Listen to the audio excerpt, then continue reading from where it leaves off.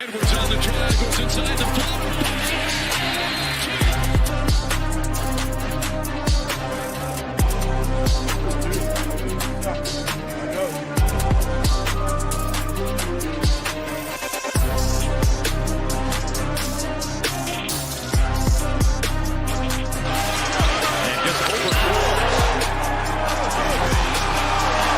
turn him over again. Booker scoops it up. Booker brings the boom. NBA Hardwood Show back on a Tuesday afternoon. Talk a little NBA action over on DraftKings. We got a nice 5-game NBA slate, all starting between 7:30 and 8, which is always nice to have a nice close lock time. All the news kind of in one spot.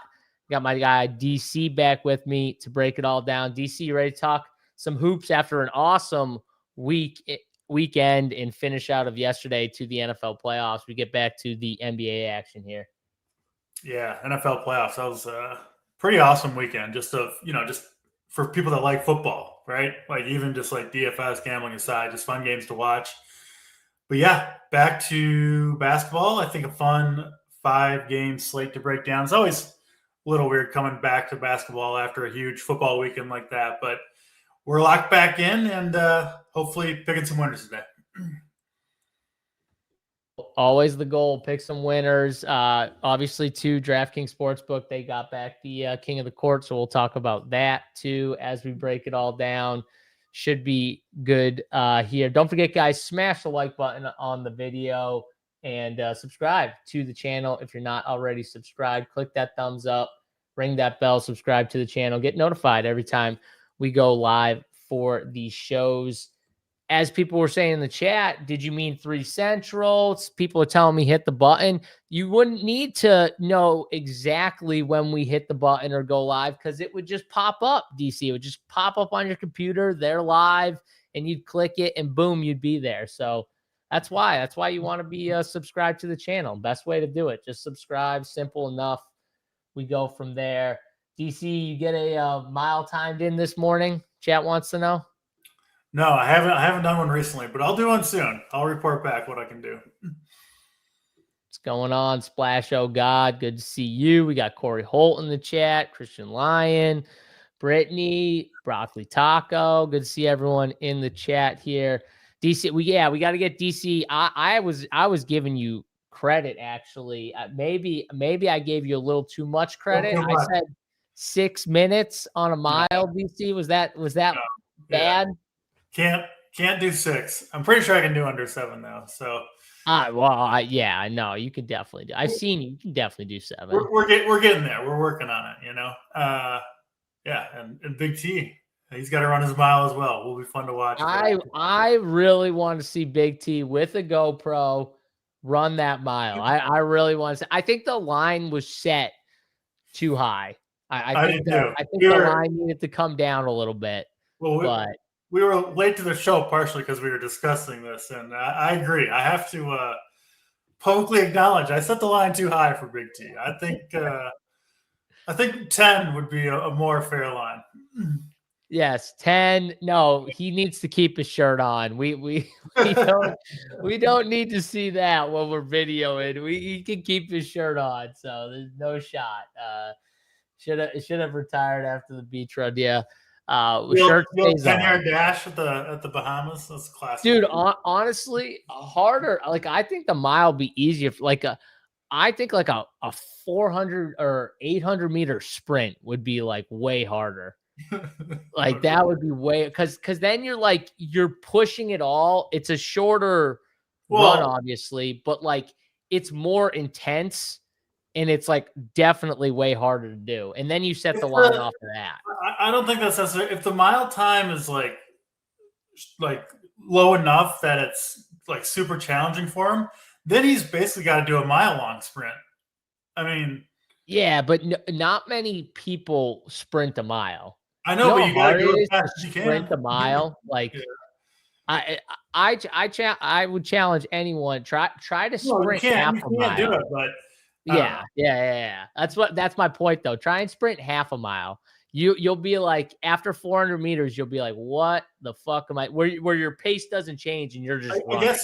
I guess what I'm saying. So okay, he sprints 400 meters, right? Yeah. He's gonna have his heart like at his max rate for most of that. Yes. But I think if he's running a mile as fast as he can, it's gonna be up there for that full length of time. You're saying it'll be up there for like 4 or 5 minutes longer. It's like clearly more total pain to me. Yeah. Okay. See, I've done it all. For me, at least, the painful stuff is the stuff that's shorter, but everything it's just all compact into one short, bad experience.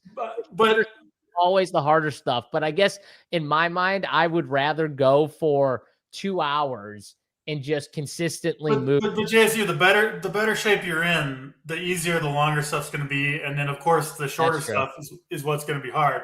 But if you're not in shape, the long stuff is really hard because you have to be going balls to the walls the whole time. Yeah, it's true. You definitely condition yourself better. It's harder because like when you do shorter stuff, you're trying, like, every second matters, so you're moving as fast as possible, which is what gets you like really messed up. But yeah, it'll be interesting. Big T needs to do it though. We need to set a real line, get some money on it, and get Big T to do. I think 959 is a good good line for Big T. Yeah. So just under 10, something like that. But that's all right. We'll get to let's see here. Brittany said one of the tests in the Marines is the 800-yard sprint combat. That's then there were 2 more parts to the test. Yeah, it's funny you say that. I was literally telling DC, I forget if the guy was a Marine or a Navy SEAL, but he does these tests, and now I think he works for like a SWAT combat unit or something. He does these tests with these guys, and it's pretty much just like body weight test. It's like, can you bench your body weight? And there's levels, like level 1, level 2, and level 3. So like level 1 is 10 times bench press your body weight. Level 2 is 15, and level 3 is 20. It's the same thing with like deadlift, farmer's carry, planks, 800-meter runs in there, and broad jump, I think, is another one. But yeah, there's like all these levels and stuff. I do it like I'll do that test 3 to 4 times, probably a year, like every 3 to 4 months. I do. So I say we forget the mile. Big T's got to do the whole damn test. The whole damn the test. Yes, DC. Yes, I agree. We'll go down there, DC. We'll go to Kentucky.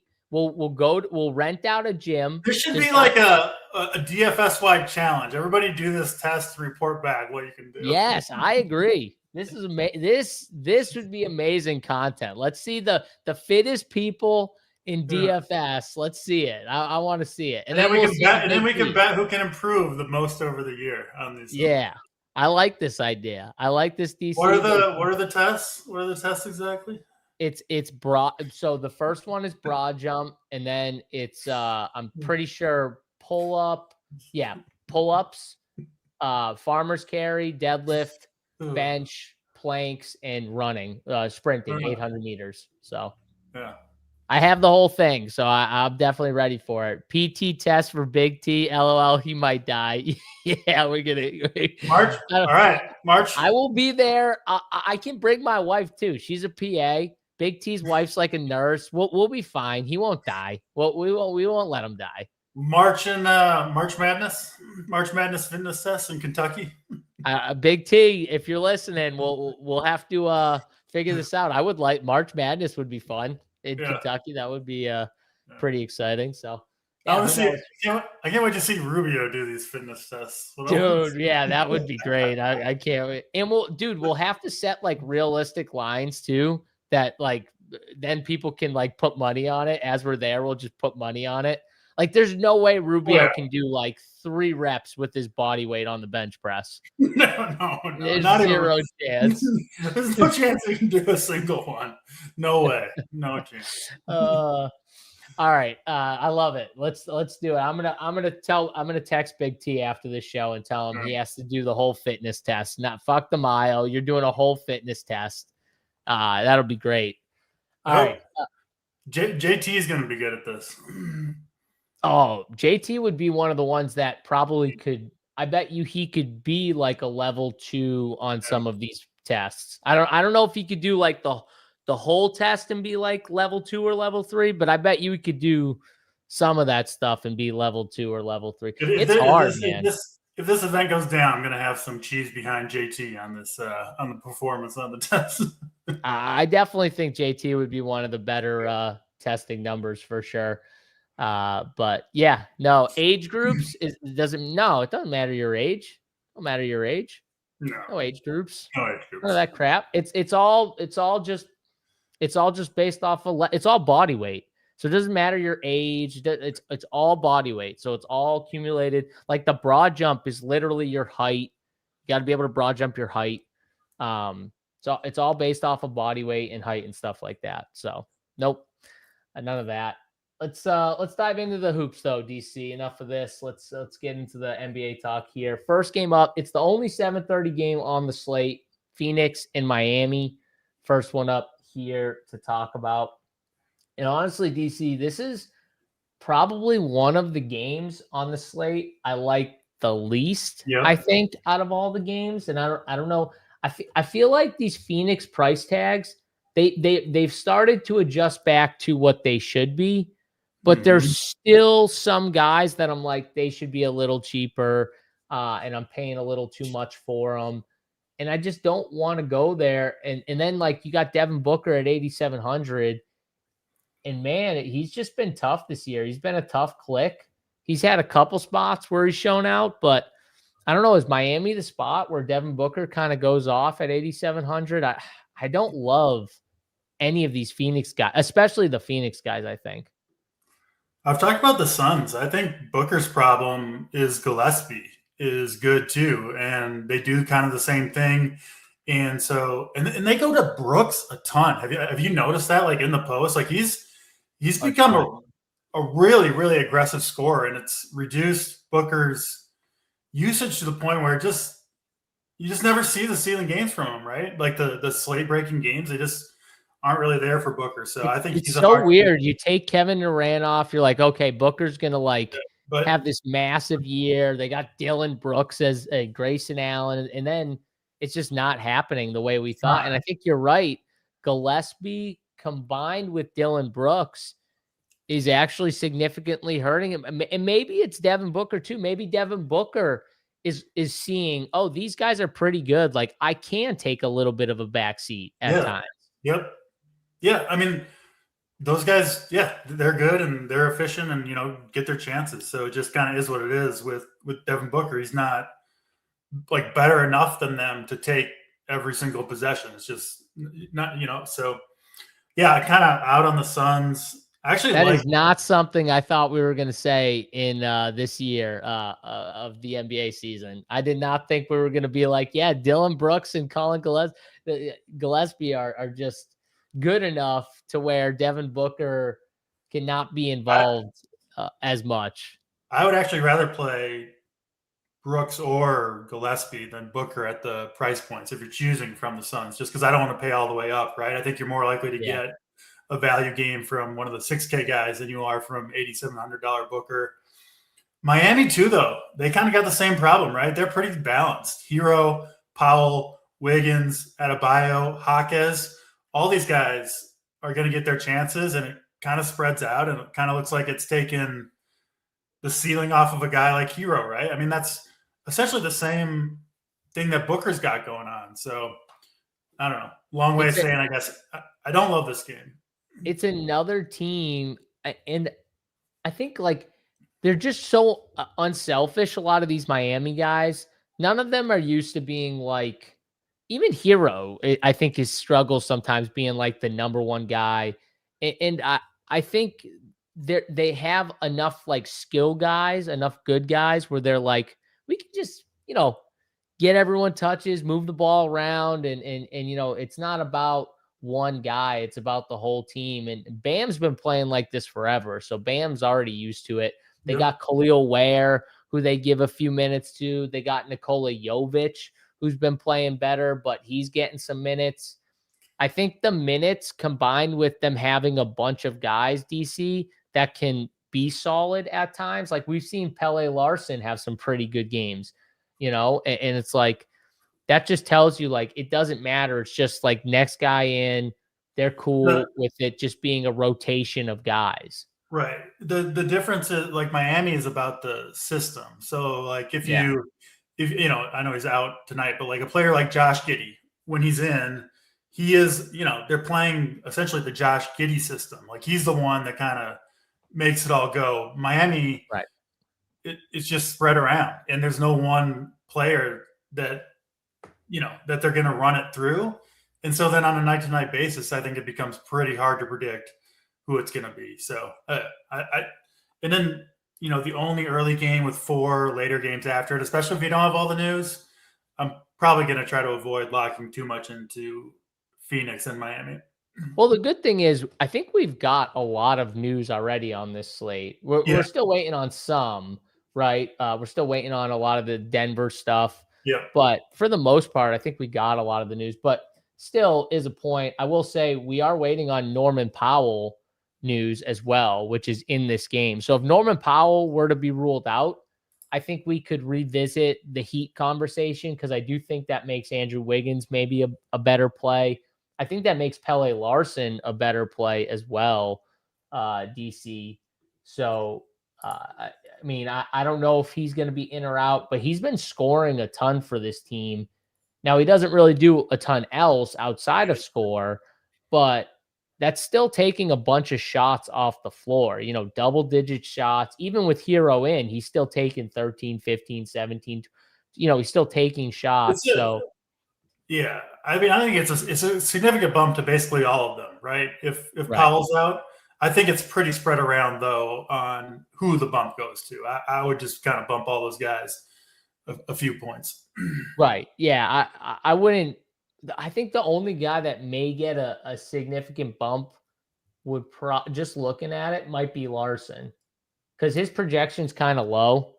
Yeah, and I think it would make his minutes a little more consistent. He's the one that gets the minutes bump. Everybody else kind of gets just usage stats. Gets a little usage bump. Yeah. So if Powell's out, then I think we can go back and consider a little bit more on these Heat guys. But if Powell's in, I'm going to be pretty low on this game. Very low on the Phoenix side for sure. I mean, Dylan Brooks would probably be my favorite, as crazy as that is at 6K. But I don't really love the rest of the team. Maybe Grayson Allen, DC. Grayson Allen, I think, is upside at 5,400.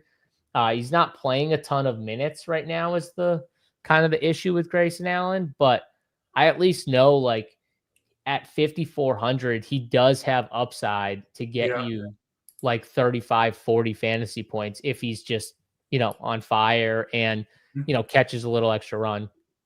Those are the guys you want to play in the mid range, right? At cheaper price points, guys like Grayson Allen, who you're just hoping they get hot from 3, but when they do, they're putting up 35 or 40, not 25. So, I think Allen.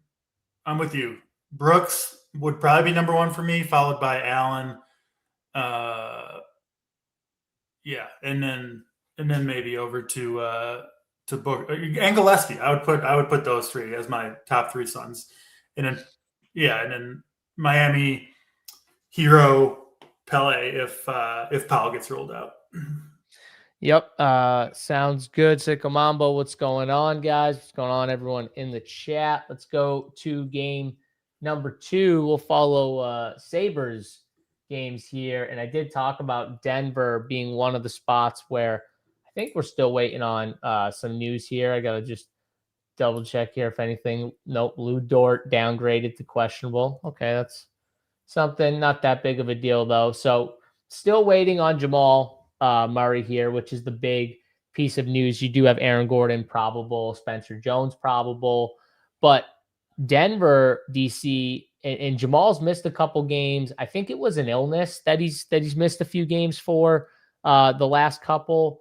So if it wasn't, ankle/illness, yeah. So I feel like Jamal probably could play in this game, but who Mhm. knows? It's the Pelicans. It's in New Orleans. Maybe they do hold them out one more game, in which I think Denver's already some pretty good plays. You still have no Cam Johnson, no Val, no Jokic, no Christian Brown. You still got a bunch of guys out. So, and Aaron Gordon's minutes have finally gone up. They were keeping him around like 21 to 24 minutes last game, played 32 minutes against Milwaukee and 37 fantasy points. I mean, when he gets, the bump and he gets those minutes to DC, we've seen Aaron Gordon put up some pretty big games. So, I think whether Jamal's in or out, I think we got to look to Aaron Gordon a little bit if he's getting those minutes. Mhm. Peyton Watson's been awesome at 7,500. It's crazy that he's 7,500 and I'm contemplating it. But if Jamal's out, I'm definitely going to contemplate it for sure. If Jamal's in, he might be the guy that I'm still a little low on, but it's going to more depend on the Jamal Murray news and what we get for, other value and stuff like that. But I do think Denver is a pretty good target on this slate here for guys, depending on how it shakes out. I'm with you. Denver, maybe my second favorite team. It's hard not to like the Wolves with Gobert and Edwards out. You just have to. But Denver not far behind for me. I do think Jamal will play. I mean, it's not like a serious injury, right? Like we haven't heard anything about that. And it's been, 6 days since the last game. So you would think he'd be over the illness by now. If he's in there, I'm going to play him. I mean, look at who's going to guard him for the Pelicans. It's got to be Fears and Poole. Like these are like the two of the worst on-ball defenders in the league, I think. So I think Jamal Murray just absolutely cooked those guys. And then, I mean, the others, Denver, like Gordon, he's going to be good, right? In this period without Jokic out, if he's getting full minutes, don't you think he's going to put up? We've seen him a few times, right? And he puts up like 35 or 40 plus in most games.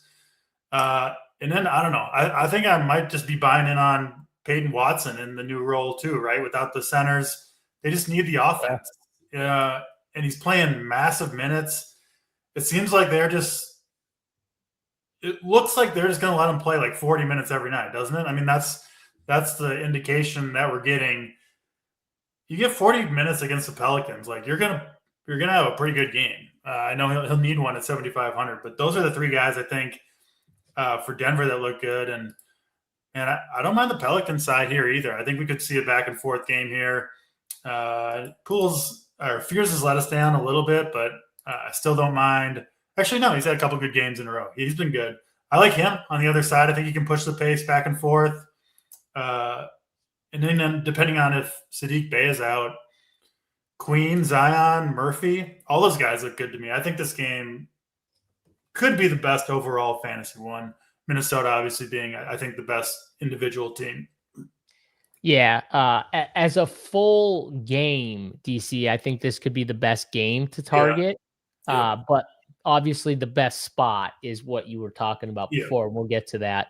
But I do really like this spot. Now, also, like, if Jamal's out, I think we can go back to Pickett, who plays a ton of minutes when Jamal's out.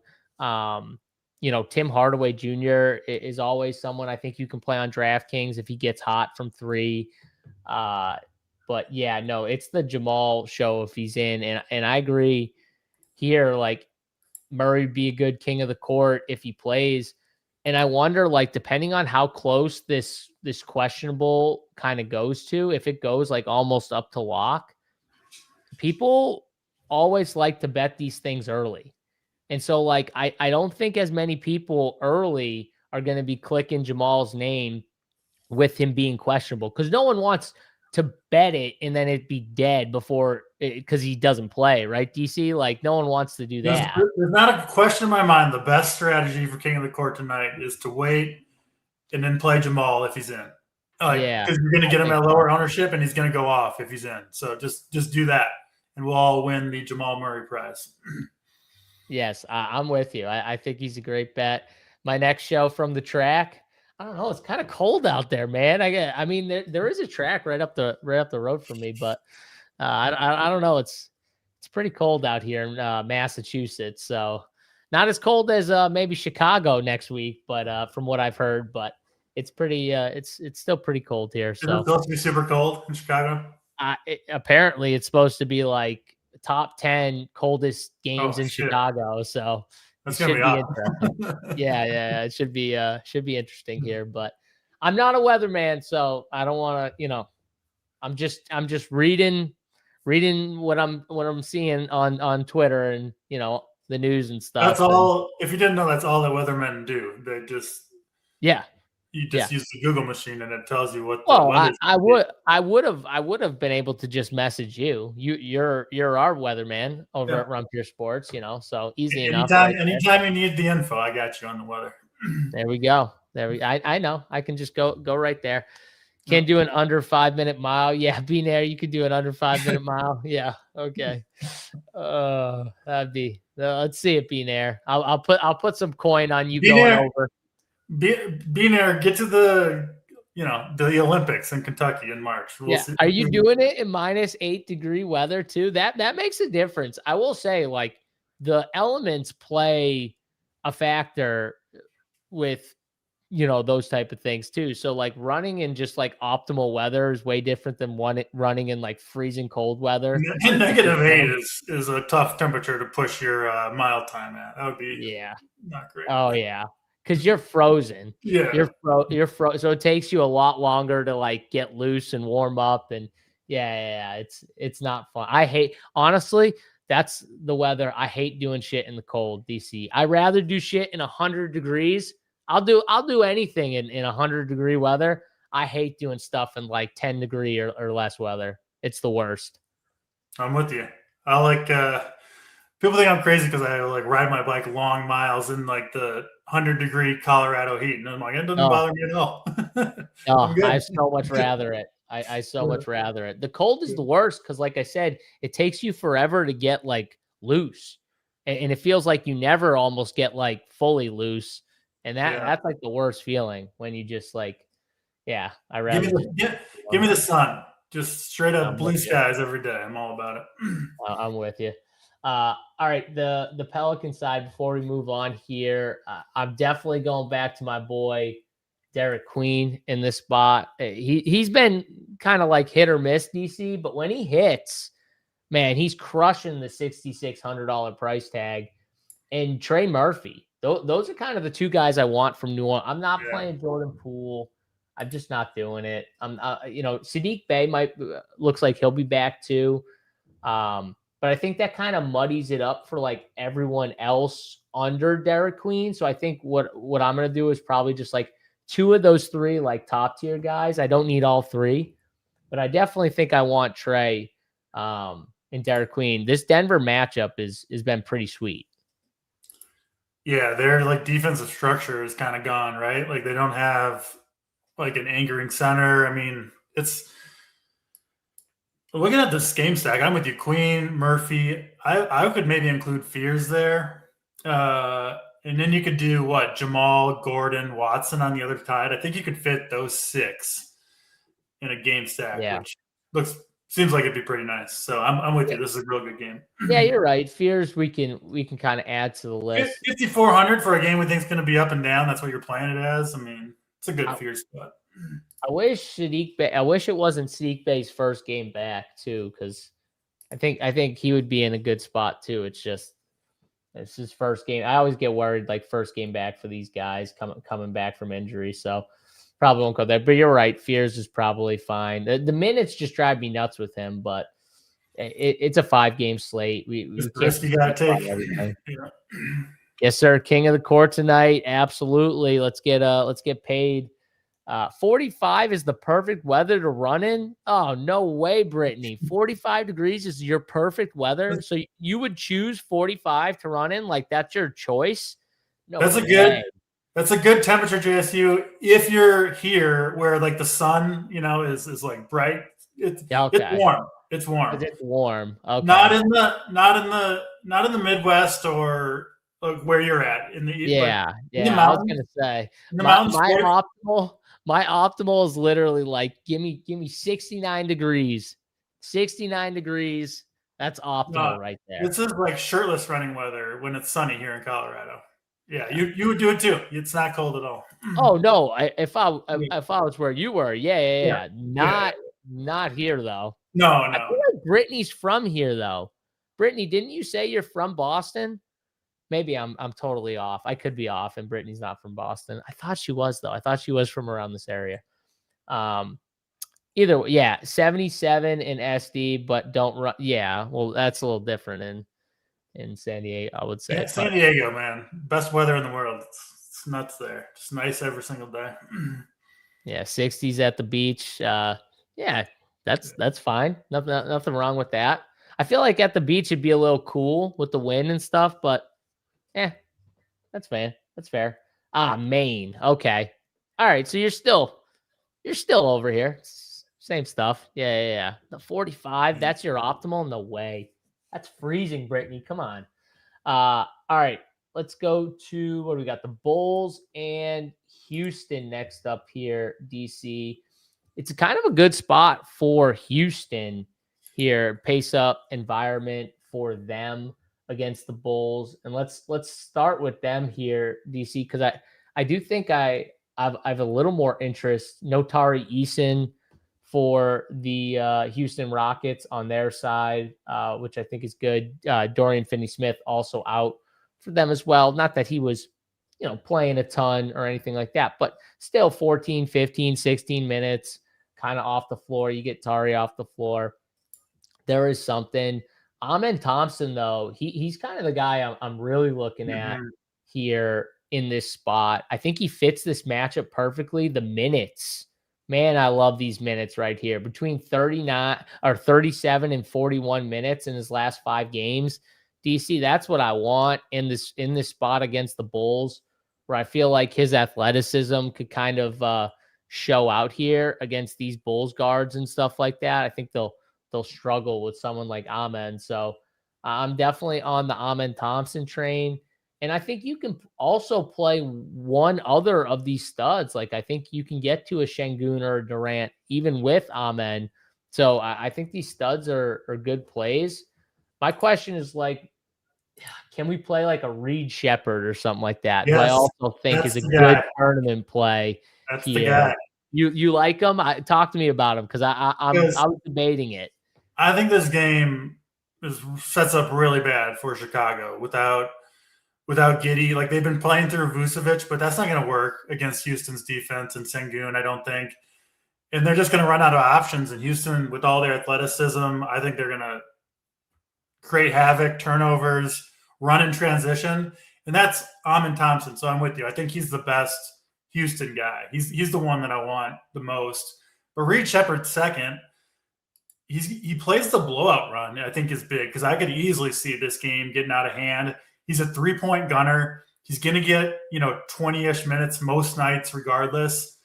And he's just, he's like a Grayson Allen type, right? Where he can just get hot and just torch a team. And look at the Bulls guards, right? These guys, they're not good defenders. Reed Shepherd's going to be able to do his thing against those guys, especially the Bulls backup guards. They're terrible.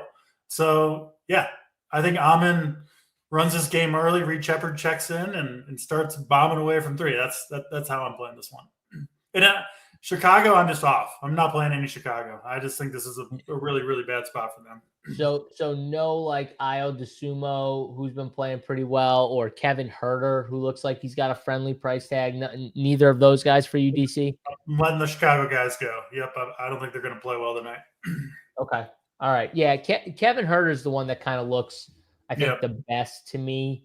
But yeah, I think it'd be, if I was playing Bulls, which I think I'm more on your side where I'm lower on the Bulls, but if I were to play them, I think those 2 guys, and then obviously Vooch, because if they're in this game, I think Vooch has got to have a good game. I think one of Io or Kevin Huerter's got to also have a good game. So those would be kind of the 3 guys I'd be going between for the Bulls. I don't love it as much for Buzelis in this spot. Trey Jones hasn't really been that good recently, and his price tag's kind of high.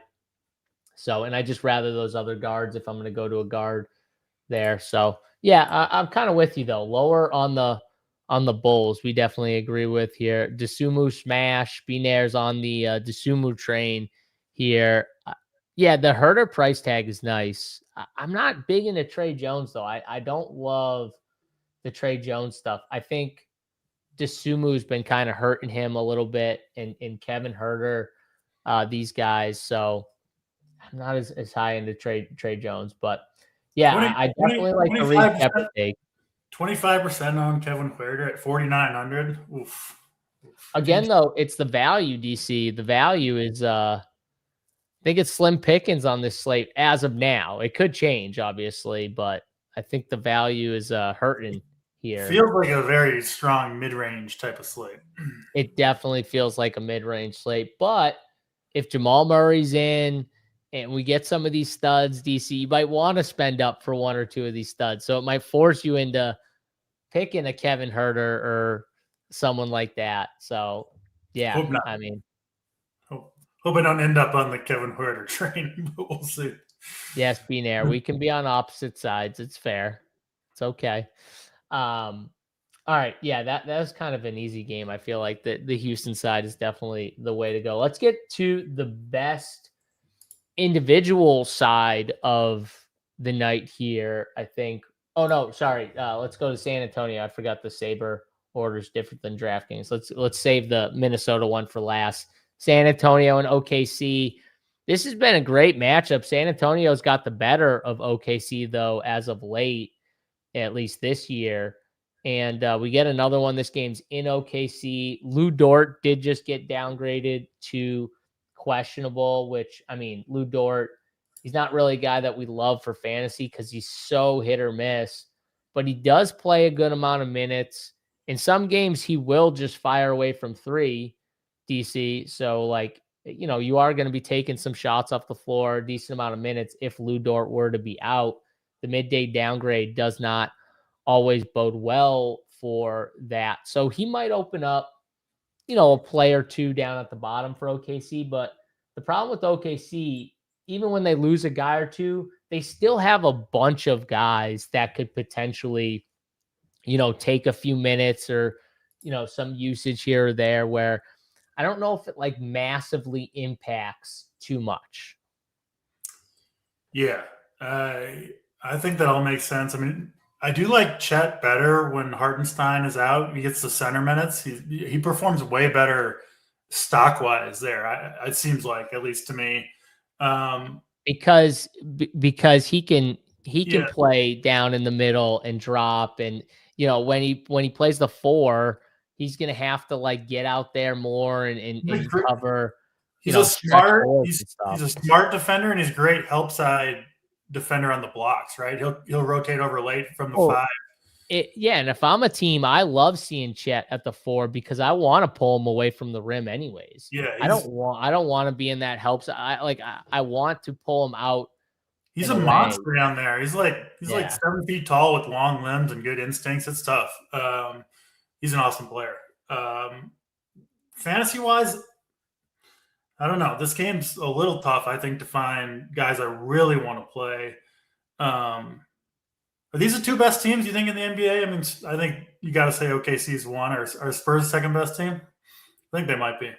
Yeah, I think Denver, when they're fully healthy, but right at the moment, I think it's these. Yeah. You know, I think that these two teams match up just so well against each other because they're very similar. You know what I mean? You got Chet, you got the aggressive guard play with Castle and Harper and all these guys, and then the same thing on the OKC side and stuff like that. So I think they're just very similar. Where Denver's even different. You know what I mean? The way Denver is winning, they don't match up the same as these two teams. These two teams, I think that's why this matchup is so interesting because I think they're very much alike in a lot of ways. But the thing that San Antonio has, which I think could make them the best team or the second best team in the NBA, is the unicorn of Wemby. And like when Wemby's playing full minutes, that's just a massive advantage because like there's not another Wemby. Just They like go Jokic from is a massive advantage. There's not another Jokic. But like we've never seen Wemby before. yeah. Ever. They go from just like another solid team, you know, like I don't know, between like the 8th and 12th best team without Wemby to you add that on top of like an already solid, you know, back like rest of the team is pretty good. And then you add Wemby to it. It's like, oh shit. Like this is We've talked about this before. Their problem's going to be, can they stay healthy through like a long playoff run? Yeah. Because like they can't lose Wemby during the playoff run. Like they won't be able to sustain that. He doesn't, you know, the injuries are obviously a concern with him, but he does move like an athlete. Like I think he's doing the right things to, you know, like even you see some of these like Greg Oden, right? Like you could see, of course he's going to get hurt. He's like a giant lumbering, So Wemby's I hope he can stay healthy. I want to see what he can do. I've always talked about this, but Wemby's like he spends a ton of time on like mobility, which is why he's not like a big stiff. He's not well, obviously look at him. It's not like he's a massive like strength guy. Even though I'm sure he's trying to get stronger. He's doing everything right? He's got everything dialed in. He focuses way more on being mobile and flexible and stuff, which makes sense to me when you're that big and stuff like that. He doesn't need to be any stronger really than he is. It's not like people are like pushing him around down low, you know? Exactly. Exactly. But he could just use his height. So even if people can like move him, it doesn't matter because like he can still just use his height to, you know. It doesn't even happen. Nobody tries to score one-on-one in Wemby, like against Wemby. Nobody even tries. So except for Edwards. You saw that blow by. That was pretty sick. Yeah, that was sick. That was sick. But what do you think about Wemby as a play tonight, though? I mean, the minutes they've been ticking upward. Now it's the rivalry game. I don't know. I mean, I think that he's an interesting spend. It's one of those slates. You know, we'll talk about Giannis here. SGA's on the slate. I don't really love the spot for SGA, honestly. Not that he can't get there in a tough matchup, but I don't know. So I think Wemby is interesting, but if Jamal plays, I'm going to like Jamal more. Yeah. The question for me is like Giannis or Wemby. I think like Giannis has got to be the better play, but like, or the more consistent play, but Wemby's like the upside, you know, ownership. Like what's his ownership tonight? It's got to be 8%. Yeah, I mean, he's the pivot. I don't hate it, honestly. It's hard for me to pass up 8% Wemby on a 5 game. You think he could get like a minutes bump too? I don't see why not. I mean, it's not like I don't know. I don't think he's going to play less than 30 minutes for his like entire career. So at some point they're going to bump him. He's healthy right now. They played him 26, and 27. I think you can get 30 here against OKC in a close game. My issue with Wemby is if you're the Spurs, like you shouldn't push his minutes in the regular season at all. Like no matter who you're playing. Maybe in a game against the Thunder that you want to win, if it's close, that would be a game where I just mean like in general, if I'm just looking at it from like an overview standpoint, I'm like, okay, we're winning enough games where we shouldn't need to push Wemby at all. 100% agree, but I just think in certain games, because you do still have to do it once in a while, right? So your body's used to it. You do have to play once in a while, extend. So extend it. It would make sense for this to be that type of game. Yeah, I'm okay with it, but I struggle with like these other Spurs with Wemby. Like if I play Wemby, it's like I'm out on the rest of them. This Wemby or Castle. Yeah, I mean, Dylan Harper, we saw like, you know, when he's bad, he'll get less minutes too.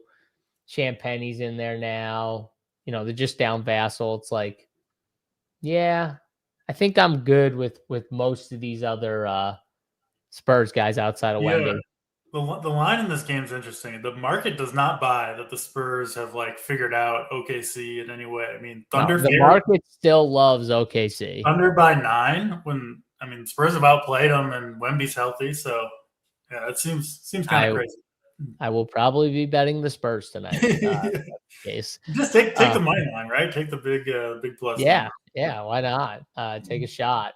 I'm with you though. Like on OKC, like Chet's the guy I would have some interest in, but even him, like I worry a little bit in this spot. I just don't really want to play him when he's going up against Wemby. I don't know. Me neither. It's not super great. If Lou Dort was to be out, would you bump any of these like cheaper guys, like Wiggins, Casey Wallace, Mitchell, any of these guys down low? There's still too many of them. Yeah. J Dub, I'm not J Dub, Jalen with a Y against Wemby, like maybe a little more size on the floor. Yeah. How much is he? 3,400. I could see that. I don't think it's the craziest play on this slate for if you're playing like, especially if you're playing a bunch of teams. Seems like he's got a decent shot at getting around 20, which on the slate at 3,400 would probably help quite a bit. Yeah, I mean, in 3 of the last 4 games he's played, he's hit the 20, but some of them he got a bump in minutes. Obviously, it's his second game back because he was out for a while, but yeah, I just throw him out there. JC, they could play more Jalen Williams and then move Chet to the 4, so get him off of Wemby, right? Some on that matchup at least. Now they have done this, Caruso guarding Wemby. They have done that. That's funny. I mean, maybe that bumps Caruso a little bit just because he might be out there a little bit more. 3,500. If Lou Dort was out, I don't think it's a play if Lou Dort's in, even though when Caruso's in, they probably will do this a little bit because they do this with Caruso with like just randomly with other like bigs and stuff too. Well, they'll just change it up and throw them on them to annoy them. And they know like refs hate calling it like fouls on like the shorter players when there's like a massive, advantage like that. So they get away with more. Caruso is like the winningest, like non-scoring player, one of them in the whole league. So he does everything right, other than just I don't know.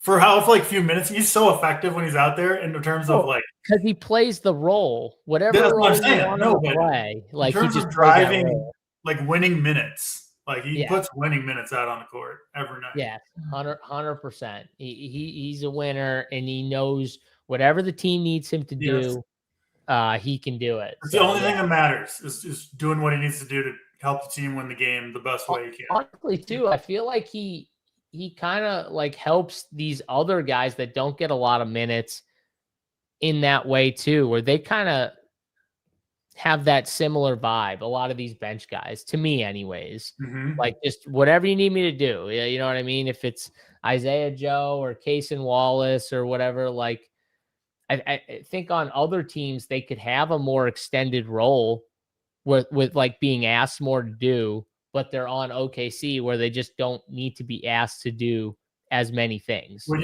you see, SGA, Chet, and J-Dub out there doing their thing, and then you see the other bench guys that you're competing for minutes with, it's like, yeah, I get why I'm in the role that I'm in, right? Because there's no more minutes to go around, so it just kind of is what it is. But yeah, you need guys like that. Yep, I agree. All right, let's go to the final game here. Like I said, I mean, honestly, we said Denver, New Orleans, probably the best overall game. This game's still probably like number 2 DC on the list. So this is a pretty good game. And we get the Anthony Edwards, Rudy Gobert resting spot here. Both guys obviously playing a ton of minutes and, usage stuff. So we're going to get, I mean, I would assume a heavy dose of, Julius Randle out there with the ball, Dante DiVincenzo chucking it up, Naz Reid, who's been good already the last couple of games, 40 burgers and extended role for him. The question, DC, is we kind of know the obvious guys, right? The obvious guys we're going to want to click.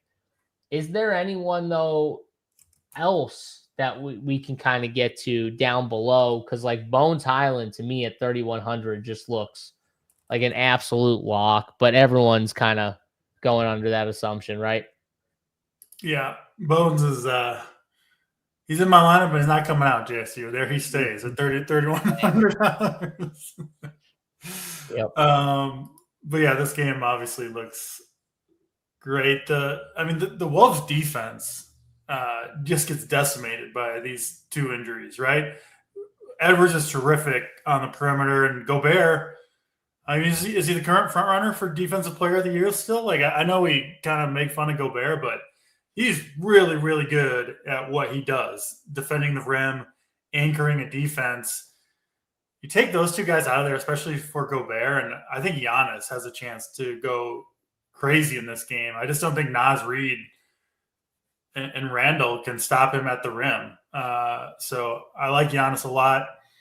And then the Wolves side, everybody, I think, gets a bump. Naz Reid, of course, going to play big minutes here. It's hard not to like him. You mentioned Bones. Yep. I mean, he's 3,100, and we just need the value, and he's got big upside, and he's going to get some minutes. So I think you just play him and hope for the best, honestly, is what I'm doing with Bones. Not going to really go too much further into it than that. And then McDaniels, too. I mean, they're going to need him out there for I bet he plays 40-plus minutes if this is a close game, just with Edwards and Gobert out and Giannis out there. So he's interesting at 5,800. Just kind of, I just think he'll get there through just minutes, right? Just being on the court for that long. So yeah, Minnesota looks awesome. And then I think the Milwaukee side, though, is really just Giannis for me. He's the one I want. And I think he could have a huge game here. Do you think Jaden McDaniels starts on Giannis or Randall? I would probably say Jaden, but I could see it being a combination of both. I could see it kind of, they all get their turn almost. I think if Randall starts on him, Randall's going to be in foul trouble very quickly. That's why I think he won't start on him, but he could see some time on him. But yeah, but what about because I could see them using Jalen Clark a little bit more, just in case some of their guys they don't want to get in foul trouble. You know what I mean? Jalen Clark is a decent defender, a little taller, longer. Could you see that him being used in a little more of a role? I could see that. I mean, I'm just, if Giannis is able to draw some fouls early, that's kind of his whole game. Yeah, it's his whole game. But the Wolves are going to run out of defense against him really quickly. They've only got a few guys that even have a chance, and then Naz Reid is not going to be able to defend the rim at all. So if he gets the early guys in foul trouble, they're just going to be able to drive to the hoop and get fouled or score. It would seem like almost every possession in certain runouts. So I think Giannis's ceiling here is crazy high. And then obviously you can play him with several Minnesota runbacks if you want to. Yeah, I mean, there's no doubt there's just a ton of really good plays in here. Just trying to find some, I can never click Mike Conley's name at his age, but he is 3K. Jalen Clark's the guy. I'd probably just prefer him if I was going to click someone that's not named Bones Highland past 3,200. It'd probably be Jalen Clark. You don't like the expensive Wolves at all? No, I love the expensive Wolves. I'm just trying to find one cheap guy outside of Bones. You know what I mean? That I could potentially play, because we might get a slate where we just don't have much value outside of the one clear and obvious value play. So I'm trying to find one or two more value plays that I can sell myself on. You know what I mean? That's why I was looking at Jalen with a Y or Alex Caruso or, from the other game. I'm just trying to find one other cheap guy I can really sell myself on. I like the Jalen call. Cheap Jalen Williams. Yeah, Jalen with a Y. Yep. But I'm going to be loading up on the Wolves and on the Milwaukee side. I agree with you. Giannis kind of seems like just a smash play here. I will say Miles Turner, he's questionable, right? So that's another piece of news. He's questionable with an illness. I'm not playing Miles Turner, but he would open up some more run for old Bobby Portis, probably, right? DC. He'd give him a little more run, I think. So maybe I'd have more interest in Bobby Portis or Kyle Kuzma at 4,300 if we got like no Miles Turner I on think the they'd floor. I think they'd start Portis at center. If Turner's out, I don't know who else they would use. They could do the thing where they start Sims or whatever. They could do that thing. Like Yeah. I wouldn't do that, but I'm saying they definitely could do Yeah. something like that. But Portis would still probably play pretty big minutes if Turner's out, I would think. Chat's talking about Jingle and Joe. You like some Joe Ingles minutes here? No, I don't think so. Unless no. No, I'm See, not playing Joey. chat's doing what I'm trying to do, and I'm trying to find someone who can get some run at 3K off the minutes. I mean, he has gotten like 5-6 minutes the last couple of games and stuff, but I just don't think he's going to get like a full. If this game's close, I don't think he's going to get like a full on massive bump. He's also going to be playing with like Conley and Bones. Like Yeah. he's not going to be like super point forward Ingles in that scenario. Yep. Anyone else from Milwaukee that you could sell yourself on? Or I can't play Ryan Ronalds at 6,800. I won't. I'll probably only play Bobby if Turner's out. No. 8K KPJ you can't do with Giannis in there, I don't think. I mean, he's still been good, but I don't want to click him at 8K. So I'm with you. Yeah. Kind of on that. I don't know. He's been good. He's been good. He's playing huge minutes, but yeah. I think I'd be more into it if Turner was out. So it's kind of more like a thing where you just wait and see who's in and out. But Giannis does seem like a smash at 10-8. It seems like the clear and obvious spend. Unless, like I said, unless Jamal's in. Because if Jamal's in, then I think Jamal's a really good spend too. So, DC, what do you think here for King of the Court? Is Jamal just your guy if he's in? And what happens if he's not in? I'm going to wait to see the Jamal news. If he is in, he will be my King of the Court this evening. If he is out, could just take the free money with Giannis. But no. We'll go to... Bro, what about a Wolf? What about a T-Wolf? Yeah. Or an Aaron Gordon? I'll probably go to Wemby. I don't think enough people will play Wemby. Okay. I don't know. People were going to play Wemby. I need to find out. I'll come up with one. I need to think about it. If Jamal's out, because I agree with you. I think Jamal is like a great one just because of the Q tag and everything. So I think he's a great one. But if Jamal's out, I think you can look at like an Aaron Gordon or a Peyton Watson here that people still won't click on their names. And same thing like Minnesota, like, I mean, Dante just had like a pretty good game last time out. 50 fantasy points, had 19, 9, and 7. DC, why not Dante DiVincenzo? We know he can score. And if he somehow gives you 9 and 7. Yeah. You got Randall obviously there too. Or if you want to do the big ball play and go with Bones and try and get all the money. But I don't think he'll. I was thinking about Reed Shepard. Reed Shepard, that's the stuff though. That's how you win a lot of money. So I like it. That's how you lose a little bit of money. It's more like Yeah. Oh yeah. Don't forget too, there are late games. So you always have those games to kind of pivot on if the Jamal news doesn't go your way and you don't want to mess with it late. Kind of agree. Hawks, Lakers. Yeah, you can always go that way. You can always pivot to the late stuff, kind of see, it's nice too when you see like a bunch of studs bust early, DC, and you're like, oh, I got the late ticket still that I can use on the late games. That's always nice. So you can kind of base it off of who's kind of crushing, but you need over 50 PRA to have a chance to win. Yeah, probably. Yep. On a slate like this where we've got what, seven total games, DC, tonight? Is that what it I think is? that's fair to assume, yeah, that you need a player that you think can get you 50 PRA. I think, yeah, yep, that's a good target. Yeah, Amen as a king of the court. He's The not. way he's been scoring, I definitely think it's more viable. The way he's been scoring 24, because you need to be able to put up points, right? You can't just be good at rebounding or assists. Like, you need to be able to put up points at the end of the day. And But he yeah, has done that.